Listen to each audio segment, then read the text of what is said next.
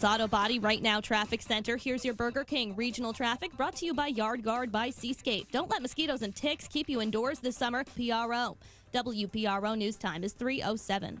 The Tasca family is a proud sponsor of the Buddy Cianci Show, with locations in Cranston, Seekonk, Westerly for Dodge Chrysler Jeep, and East Providence for Nissan. No matter which location, you will be satisfied. Buddy Cianci, the voice of Rhode Island. News Talk 630 and 99.7 FM. WPRO.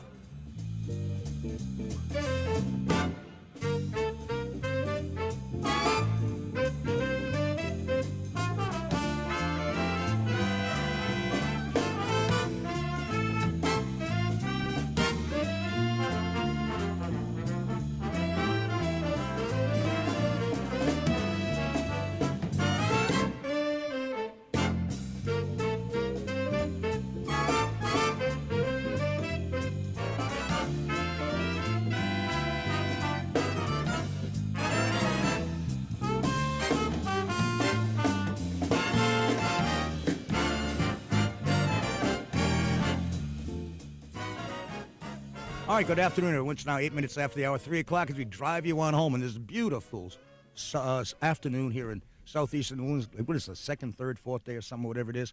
This is Buddy Cianci, and we're joined every day here, 3 to 6 in the afternoon on WPRO and 99.7 FM by our good friend, the Jockey. Jockey, play yourself a little bit of a shout-out. The call to the post. That may be very significant today, or maybe not, maybe insignificant. And, of course, Tara Granahan. How you doing, lovely Tara? I'm doing great, Mayor, but I think I've aged 10 years today, so thanks a lot. Well, Plucking out the grays. You have not. You look fine. You look great. By the way, I want you to know that you had a very easy day today because you didn't have to see every day. Oh, yeah, look at this. This is so easy. Yeah, Tara puts the show together every single day, does a great job at it, and puts all the... Usually when I come here, there are 2 stacks of papers, and there's a show plan, and then there's stories of the day, and then there's a list of guests, and then there's another pile in case I get, we bomb out on something, and there's other stories, right, Tara? Yeah, anything you want to talk about. She does that, but you didn't have to do that today. No, I told you yesterday, if you're not going to tell me what you're doing, then I'm not doing anything. Well, I don't know what I'm doing myself. So it's important that we at least have a show that we can just kind of discuss with the people of the city, of province, and state around where they think the city ought to go. But our number here is 438-9776, and if anybody would care to call, I'd be very happy to take your calls. I know there might be a lot of interest here as to whether or not I'm going to run for mayor of the city of Providence or not, and so we'll have that. Help me make my mind up. It's been a tough time to discuss it with myself and others, but I must say that a lot of people have called me over the past several months and have urged me to run for public office and have said that it would be a great thing for me. It would be a great thing for the city. I don't know if it would be such a great thing, but as you know, I've always been committed to the city of Providence, love the city of Providence, and don't think there's a better city anywhere. And, we have our shortcomings, we have our faults, but we also have a lot to be fixed in the city of Providence. But our number is 438-9776. Let me have a little bit of feedback from everybody. Those lines line up. Tell me what you think I ought to do. And I'm not playing any games here because I'll tell you what I did do. I signed nomination papers or papers today. There is someone at City Hall who is ready to file them if I decide to run. I haven't decided to run yet. I've got a clear indication of whether I want to run, and I also have a clear indication of I've got an announcement speech that I wrote. And that's all prepared. Everything's prepared. Question is, do I want to make that decision? Do I want to make that lifestyle change? And the question is, how badly do you want to change the lifestyle that you have? I have a pretty good lifestyle now. I enjoy my grandchildren quite a bit. I enjoy my friends. I enjoy the things that I haven't been able to enjoy when I was mayor before. But, I do have an obligation to a city that I gave 22 years of my life to. And so let's go to the telephones. And by the way, if you don't want me to run, call me. If you want me to run, call me. If you want to talk about Iraq, call me about that. If you want to talk about, this guy, Mike Zakaria, who got into the race for Senate. I give him a lot of credit because, everyone's in the arena. When you declare for public office, you put yourself in that arena, as Teddy Roosevelt once said, and you have to give credit to those people. I hope the Republican Party, and I'm not a Republican, but I hope the Republican Party fills those seats by 4 o'clock in those legislative areas that I think they were aiming for 30. I mean, I don't know how many they file. I don't think anybody knows because we won't know until 4 o'clock.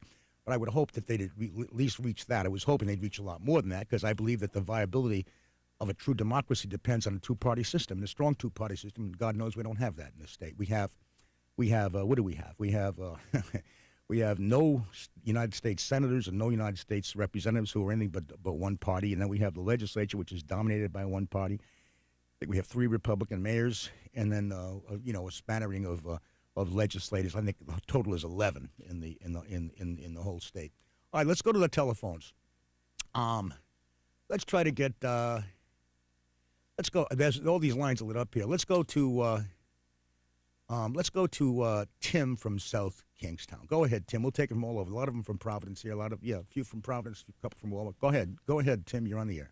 Hello, Mayor. Yes, sir.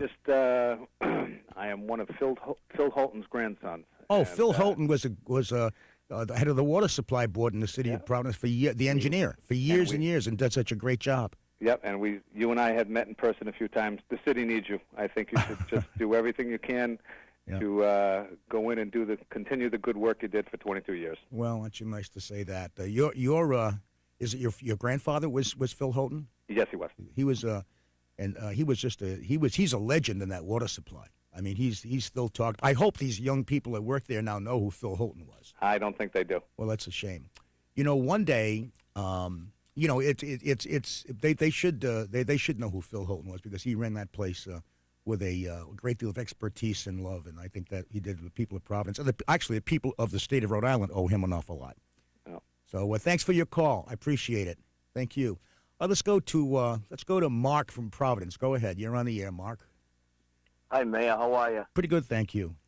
I remember back in the 80s, Providence being a ghost town, and I had Money Magazine said Providence #1 up-and-coming city in the country. Yep. And you've done a lot of great things for the city, all because of you, buddy, and we need you to run. Well, you're a Providence resident, are you? Yes, I am. Well, thanks very much. Where do you live? I live in Edgewood area. Edgewood. That's the city. Is that right in Providence? Or, I mean, I know Edgewood's part was Cranston, but Providence. Right outside the park, Providence. Oh, you live in Providence. Oh, I got you. Yes. Well, Mark, what do you think has to be done in the city of Providence? What do you think a new mayor should be concentrating on if he or she were to be elected? Because we don't know if there's a woman running yet. We won't know that till 4 o'clock. Fixing the schools and all the crooks at the State House. A lot of crooks, but just fixing stuff the right way. How about your roads? Are they in trouble where you are? I've never seen more construction in all my life. Yeah, well, that's good. All right, Mark, thanks for your call. In this room here for these people, they can't hear anything. What's that mean, Jockey? Jockey, get on the line with me here. Good, come on, Jockey. You got 2,200 votes against Jack Reed last time. Can they hear it in here? Yes, I believe they're hooked into the audio we are sending. Oh, can you guys can't hear anything, can you? Steve can, but the rest can't. Okay. All right, that's okay. All right, let's go to the telephones again. Let's go to Mike. Go ahead, Mike's from Providence. Go ahead, Mike. Mike, you're on the air. Go ahead, Jockey. Can you plug in Mike for me, please? Mike, go ahead. Buddy, I'm actually on the Cranston side of Edgewood. Oh, I see.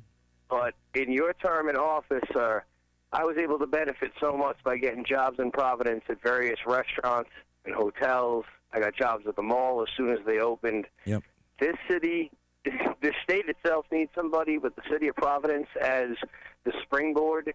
Needs somebody with your experience to get this going again. I understand the lifestyle changes. You must have it made. I can only imagine, Well, but it all depends on how much of a sacrifice that you really are willing to make, and how much love you have for the city, and how much you want to do. We all know you love Providence, but please understand at this point, the city of Providence needs you one more time to sacrifice, sir. Oh, Mike, thanks for your call. This is a kind of a love fest. If you don't want me to run, call me and tell me. But let's go to Joe the Barber. I knew this was coming. Joe the Barber, you've been drinking that wild root down there in the barber shop. What do you got on your mind today?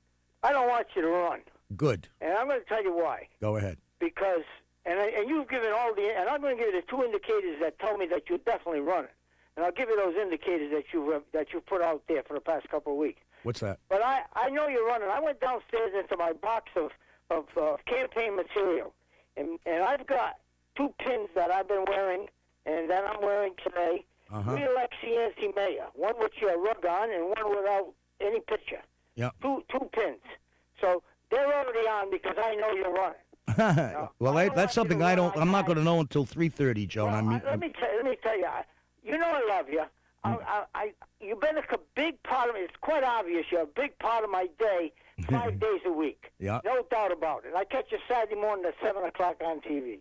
You're a big part of my day. 7:30, Joe. Don't mess my audience up. I'm at my barbershop at 7:30. Now, you said, can I make a difference? Well, God, I mean, that's a no-brainer. I sent out an email to everybody. That's a no-brainer. Can I make a difference? Of course you can make a difference. You're the only guy that can make a difference. And the second thing is that you says 5 things that the city needs to be done. And the answer to those things, can you do those 5 things? Now, you said, tell us those 5 things and what you can do about them. And that's anybody who runs for mayor, whether it's me or somebody else, there are 5 things that a mayor has got to do.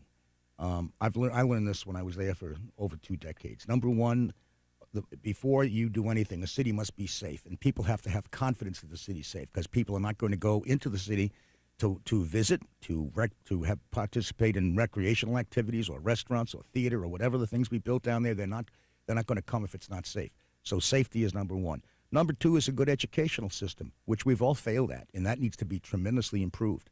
Number 3, the third thing you need is affordable housing. If you don't have a house that people can live in a clean atmosphere that they're proud of, that they can live comfortably in, then you fail. Number 4, you also have to have people have to have a job so they can support their families. And number 5, you have to have the right recreational and cultural opportunities in the city in order to make people want to live in that city and want to go to that city. And those are the 5 things. Tell me real quick, because I'm up against traffic. All right, that your gas tax in province is so high they're moving into Pawtucket because they can't afford to register their cars. Well, that's not the gas tax. That's the excise tax on automobiles. Tax. Sorry.